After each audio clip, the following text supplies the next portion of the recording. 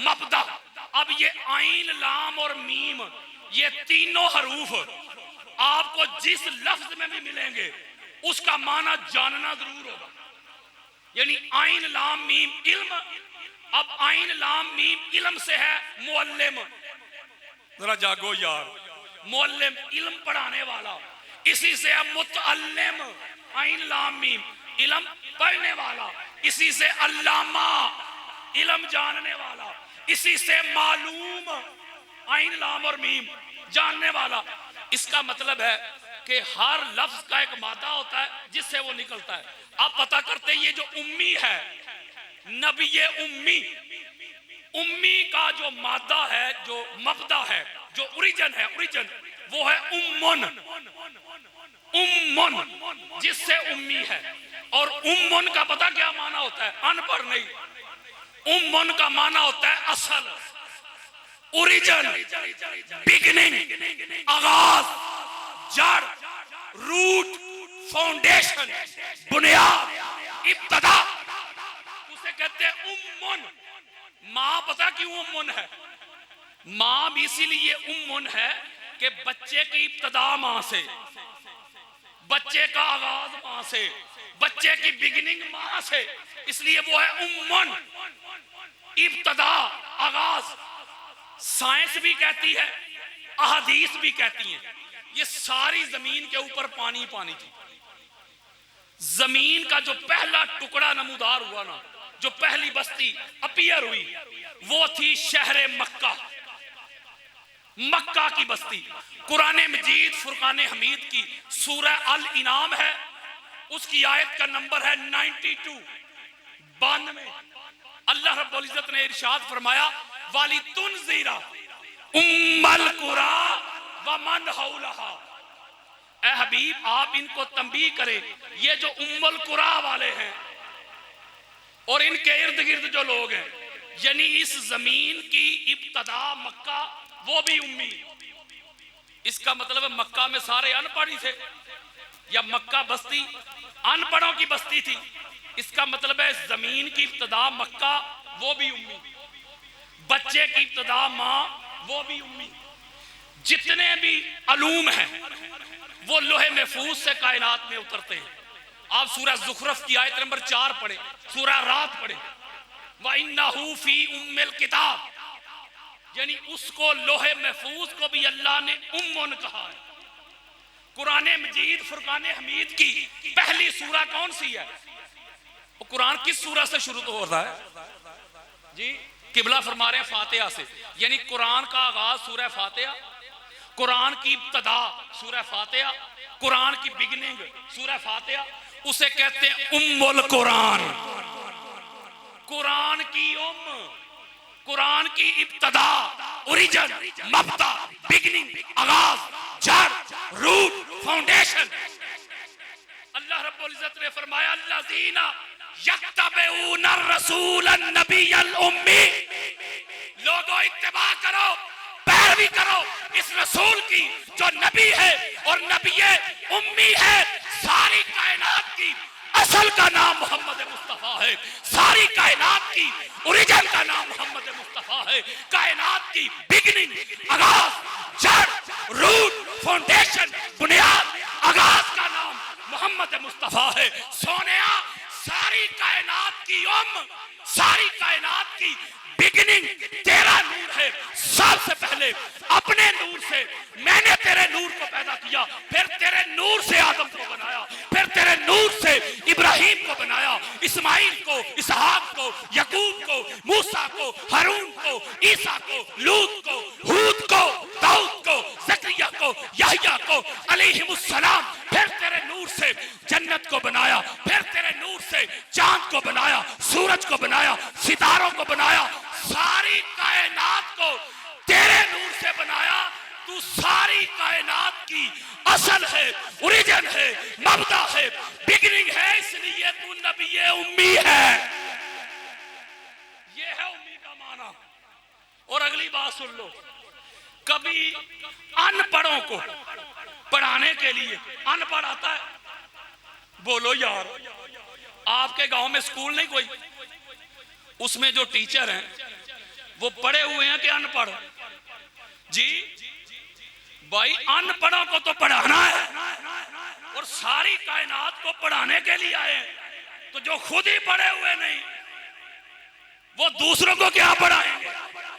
यार लोगों ने कहा कि उम्मी का माना यह होता है कि माँ की गोद के इल्म के सिवा कोई और इल्म ना बंदे के पास हो, इसलिए वो उम्मी है, वो अनपढ़ है।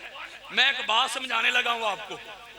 उम्मी कहते हैं जो दुनिया में, बड़ी खास बात है, किसी मदरसा से, किसी अदारे से, किसी उस्ताद से दुनिया में ना पढ़ा हो, दुनिया में कोई उसका उस्ताद ना हो। ओए होए, नहीं समझे यार। तो उम्मी उसे कहते हैं जो दुनिया में किसी से ना पढ़ा हो, अल्लाह ने पढ़ा के भेजा हो। और रहमान अल्लाह माल कुरान। दुनिया वाले जब किसी से पढ़ते हैं, जब आप ग्रेजुएशन करते हैं तो उस जिसने ग्रेजुएशन किया वक्त के साथ साथ वो भूल जाता है। उसे मैट्रिक के सवाल करें, भूल गया होगा। कोई उसके बाद मास्टर करता है, कोई एमफिल करता है, कोई पीएचडी करता है। जैसे जैसे आगे बढ़ता जाता है, वक्त के साथ साथ पिछला भूलता जाता है। यार ये इंसानी फितरत है, ये है दुनिया का पढ़ना। अल्लाह रब्बुल इज्जत ने फरमाया सनुक्रियु का फला तंसा। कहा मुस्तफा, ये जो दुनिया में आके पढ़ते हैं ना, ये फितरी अमल है। वक्त के साथ साथ वो भूल जाते हैं।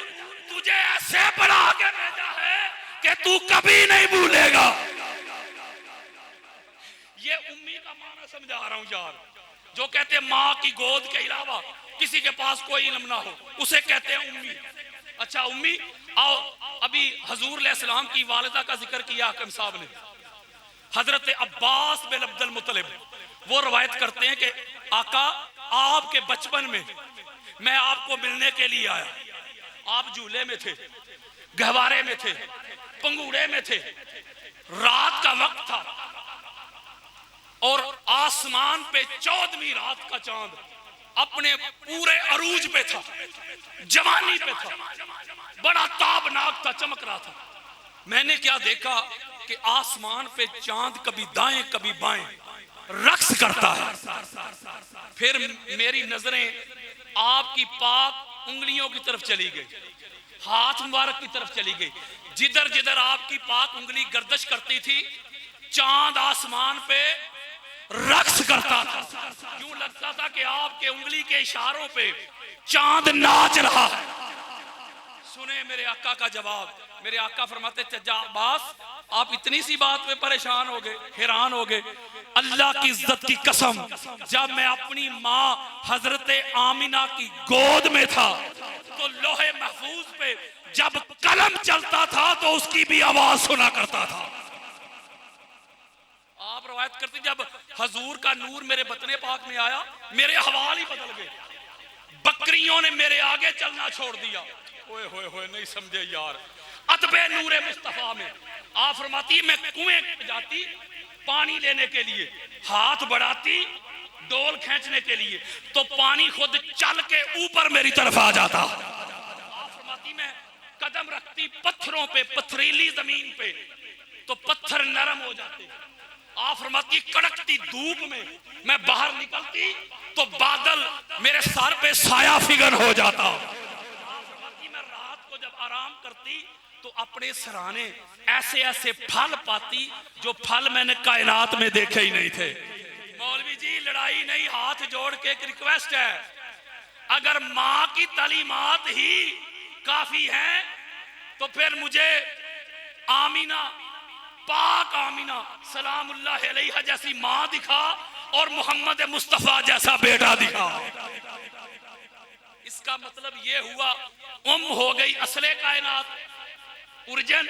इस पर मेरे पास वक्त नहीं है, वरना इस पर इमाम अहमद बिन हंबल, उनकी फजाइले सहाबा भी मौजूद है। उसकी हदीस का इंटरनेशनल नंबर है 1130। वो मैं बाद में मेंशन करूंगा। पहला उम्मी मैंने बताया आपको, जो दुनिया में कहीं से आके पढ़ा ना हो। ओए जबरील हजूर के उस्ताद नहीं मौलवी जी।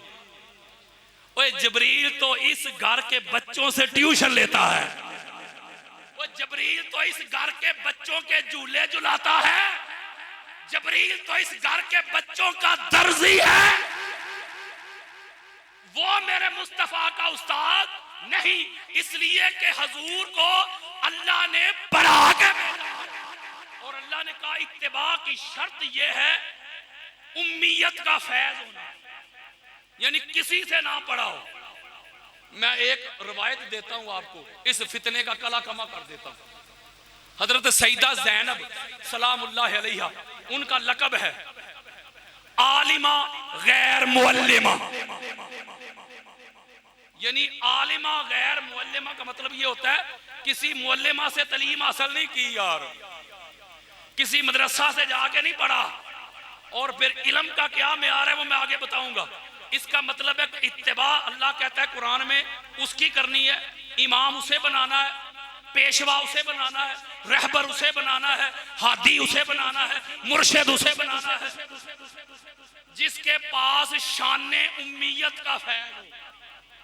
जो मसले, कुछ बातें मेरी परसों समझ आएंगी लेकिन आएंगी जरूर, जिसको मसले पूछने के लिए घर जाना पड़े, जिसे मसले पूछने के लिए और घर जाना पड़े, किसी के पास जाना पड़े, माँ के पास जाना पड़े, बेटी के पास जाना पड़े, जिसको मसाइल समझने के लिए